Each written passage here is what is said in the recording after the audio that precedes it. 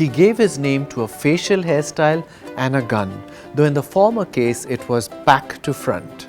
Ambrose Everett Burnside was a Rhode Island senator and a Union Army general in the American Civil War. By his own admission, he was a poor military commander associated with spectacular defeats in battle. Yet President Lincoln not only kept him on in the army but promoted him too. Perhaps the president was influenced by his likable personality, the gun he invented, and his legendary side whiskers. The general is said to have always had a smile on his face and a knack for remembering people's names. The gun he designed and patented was widely used in the Civil War. Which brings us to his third and most enduring claim to fame, lending his name to facial hair. Sideburns are the strips of hair that come down the sides of a man's face from the hairline just above the ears to the area just below the ears. If they extend further down towards the chin, they become classified as a beard. Burnside's luxuriant sideburns were connected to his mustache. His chin was clean-shaven. Before Burnside's sideburns became famous, this section of facial hair was known as side whiskers or sideboards. Or if they were particularly thick like the general's, they were called mutton chops, presumably because they look like said cuts of meat.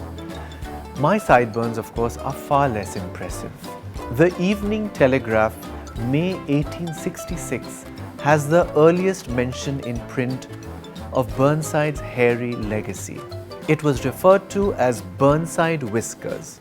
In the 1870s and 80s, people started calling side whiskers Burnsides. But by 1887, the syllables were switched and Burnside became Sideburn. Placing side in first position, perhaps to emphasize the word's association with the side of a person's face. Although sideburns had been around for hundreds of years, they came into their own in the 19th century. The trend started with European military men who were inspired by the Hussar regiments who were known for their impressive side whiskers. During World War I, however, soldiers had to be clean-shaven on the sides and chin to be able to wear gas masks. This meant that they could still have mustaches, but beards and sideburns had to go. In the mid-20th century, a neater version of sideburns became fashionable again, but this time among the civilian population. They were popularized by the likes of Elvis Presley and James Dean, though now, in contrast with the earlier military fashion, sideburns became a sign of rebellion. In the 21st century, big sideburns made a comeback with the series of films based on the comic book superhero Wolverine, played on screen by the Australian actor Hugh Jackman. An alternative theory about the etymology of sideburn is linked with the British soldiers known as redcoats. They used a firearm called the flintlock.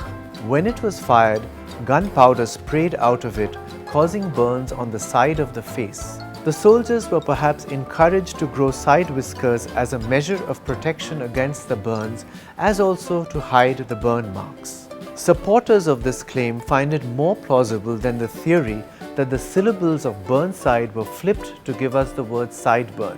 You decide which story is more plausible. I'm the English Nut. Bye for now. Like this content? Do subscribe.